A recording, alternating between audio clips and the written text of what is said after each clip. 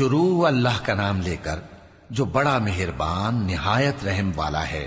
اے نبی، ہم نے تم کو فتح دی، فتح بھی کھلی اور واضح، تاکہ اللہ تمہاری اگلی اور پچھلی کوتاہیاں بخش دے اور تم پر اپنی نعمت پوری کر دے اور تم کو سیدھے رستے چلاتا رہے، اور تاکہ اللہ تمہاری بھرپور مدد کرے۔ وہی تو ہے جس نے مومنوں کے دلوں پر تسکین نازل فرمائی تاکہ ان کے ایمان کے ساتھ اور ایمان بڑھے، اور آسمانوں اور زمین کے لشکر سب اللہ ہی کے ہیں، اور اللہ جاننے والا ہے، حکمت والا ہے۔ یہ اس لیے کہ وہ مومن مردوں اور مومن عورتوں کو بہشتوں میں جن کے نیچے نہریں بہ رہی ہیں داخل کرے، وہ اس میں ہمیشہ رہیں گے، اور تاکہ ان سے ان کے گناہوں کو دور کر دے، اور یہ اللہ کے نزدیک بڑی کامیابی ہے۔ اور اس لیے کہ منافق مردوں اور منافق عورتوں اور مشرک مردوں اور مشرک عورتوں کو جو اللہ کے بارے میں برے برے خیال رکھتے ہیں عذاب دے، انہی پر برے حادثے واقع ہوں، اور اللہ ان پر غصے ہوا اور ان پر لعنت کی اور ان کے لیے دوزخ تیار کی، اور وہ بری جگہ ہے۔ اور آسمانوں اور زمین کے لشکر اللہ ہی کے ہیں، اور اللہ غالب ہے، حکمت والا ہے۔ اے نبی، ہم نے تم کو احوال بتانے والا اور خوشخبری سنانے والا اور خبردار کرنے والا بنا کر بھیجا ہے، تاکہ مسلمانوں تم لوگ اللہ پر اور اس کے پیغمبر پر ایمان رکھو اور اس کی مدد کرو اور اس کی تعظیم کرو، اور صبح و شام اس کی تسبیح کرتے رہو۔ اے نبی، جو لوگ تم سے بیعت کرتے ہیں وہ در حقیقت اللہ سے بیعت کرتے ہیں، اللہ کا ہاتھ ان کے ہاتھوں پر ہے۔ پھر جو شخص عہد کو توڑے تو عہد توڑنے کا نقصان اسی کو ہے، اور جو اس بات کو جس کا اس نے اللہ سے عہد کیا ہے پورا کرے تو وہ اسے عنقریب اجر عظیم دے گا۔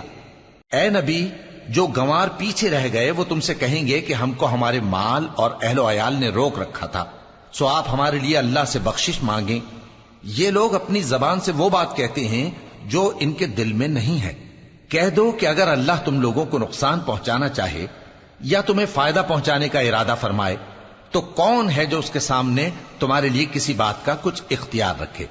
کوئی نہیں، بلکہ جو کچھ تم کرتے ہو اللہ اس سے واقف ہے۔ بات یہ ہے کہ تم لوگ یہ سمجھ بیٹھے تھے کہ پیغمبر اور مومن اپنے اہل و عیال میں کبھی لوٹ کر آنے ہی کے نہیں، اور یہی بات تمہارے دلوں کو اچھی معلوم ہوئی اور اسی وجہ سے تم نے برے برے خیال کیے، اور آخر کار تم ہلاکت میں پڑ گئے۔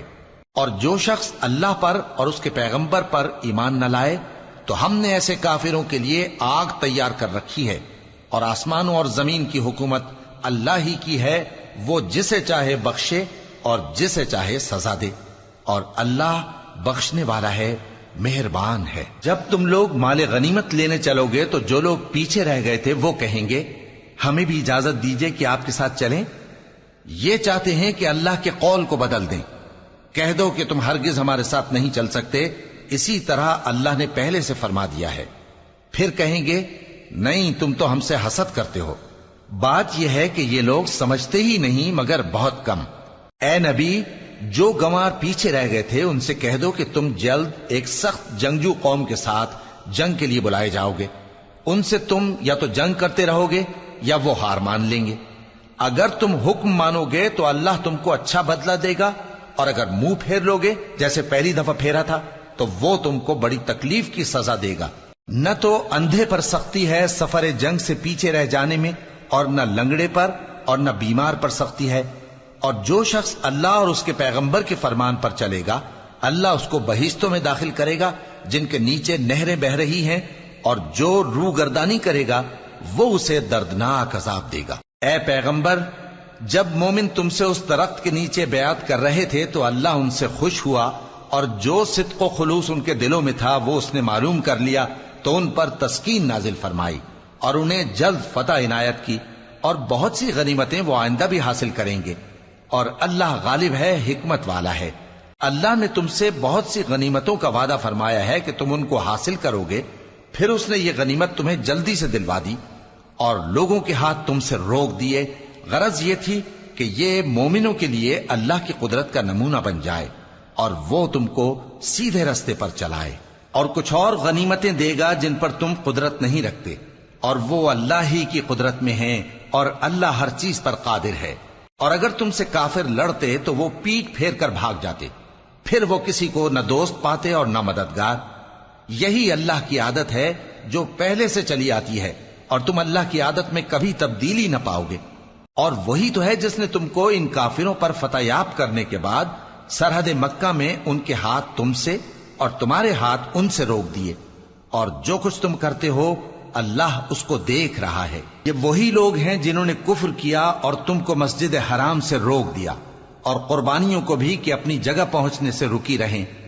اور اگر ایسے مسلمان مرد اور مسلمان عورتیں نہ ہوتی جن کو تم جانتے نہ تھے کہ اگر تم ان کو پامال کر دیتے تو تم کو ان کی طرف سے بے خبری میں نقصان پہنچ جاتا، تو بھی تمہارے ہاتھ فتح رہتی، مگر تاخیر اس لیے ہوئی کہ اللہ اپنی رحمت میں جس کو چاہے داخل کر لے۔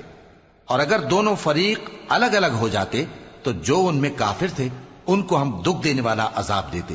جب کافروں نے اپنے دلوں میں ضد کی، اور ضد بھی جاہلیت کی، تو اللہ نے اپنے پیغمبر اور مومنوں پر اپنی طرف سے تسکین نازل فرمائی اور ان کو پرہیزگاری کی بات پر قائم رکھا، اور وہ اسی کے مستحق اور اہل تھے، اور اللہ ہر چیز سے خبردار ہے۔ بے شک اللہ نے اپنے پیغمبر کو سچا اور صحیح خواب دکھایا تھا کہ تم انشاءاللہ مسجد حرام میں اپنے سر منڈوا کر یا اپنے بال ترشوا کر امن و امان سے داخل ہوگے اور کسی طرح کا خوف نہ کرو گے۔ جو بات تم نہیں جانتے تھے اللہ کو معلوم تھی، سو اس نے اس سے پہلے ہی جلد ایک فتح عطا فرمائی۔ وہی تو ہے جس نے اپنے پیغمبر کو ہدایت کی کتاب اور دین حق دے کر بھیجا تاکہ اس کو تمام دینوں پر غالب کرے، اور حق ثابت کرنے کے لیے اللہ ہی کافی ہے۔ محمد صلی اللہ علیہ وآلہ وسلم اللہ کے پیغمبر ہیں، اور جو لوگ ان کے ساتھ ہیں وہ کافروں کے مقابلے میں تو سخت ہیں اور آپس میں رحم دل۔ اے دیکھنے والے، تو ان کو دیکھتا ہے کہ اللہ کے آگے جھکے ہوئے سر بسجود ہیں اور اللہ کا فضل اور اس کی خوشنودی طلب کر رہے ہیں۔ کثرت سجود کے اثر سے ان کی پیشانیوں پر نشان پڑے ہوئے ہیں۔ ان کے یہی اوصاف تورات میں ہیں اور یہی اوصاف انجیل میں ہیں۔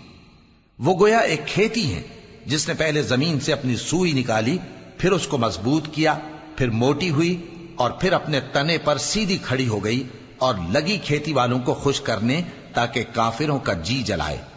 جو لوگ ان میں سے ایمان لائے اور نیک عمل کرتے رہے ان سے اللہ نے گناہوں کی بخشش اور اجر عظیم کا وعدہ کیا ہے۔